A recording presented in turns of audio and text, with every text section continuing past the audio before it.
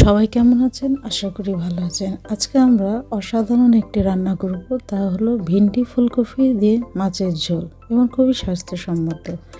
তার জন্য তেমন কিছু লাগবে না, শুধু কিছু কাঁচামরিচ, পেঁয়াজ, আদা, রসুন, সামান্য হলুদের গুঁড়া, মরিচের গুঁড়া, লবণ সব একটি মিক্সির মধ্যে দিয়ে বেটে নিন। তারপরে সামান্য জিরা গুঁড়ো দিয়ে দিন। এবার সবগুলো ভালোভাবে মিশ্রণ একসাথে ব্লেন্ড করার পরে সামান্য পানি দিয়ে ভালোভাবে পিষে নিতে হবে।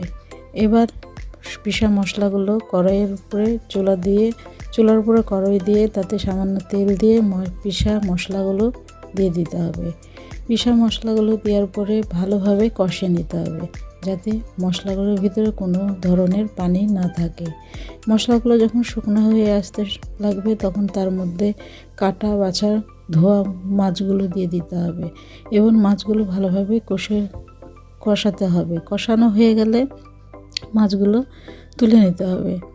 তুলে নেওয়ার পরে মাছগুলো মশলা যেগুলো বেঁচে থাকবে সেই মশলাগুলোর ভিতরে ফুলকপি ও ভিন্ডি দিয়ে দিতে হবে এবং ভালোভাবে কষাতে হবে এবং যতক্ষণ পর্যন্ত ভাজা ভাজা না হয় ততক্ষণ পর্যন্ত সব সবজি ভালোভাবে কষে সামান্য একটু পানি দিয়ে হাফ সিদ্ধ করতে দিতে হবে।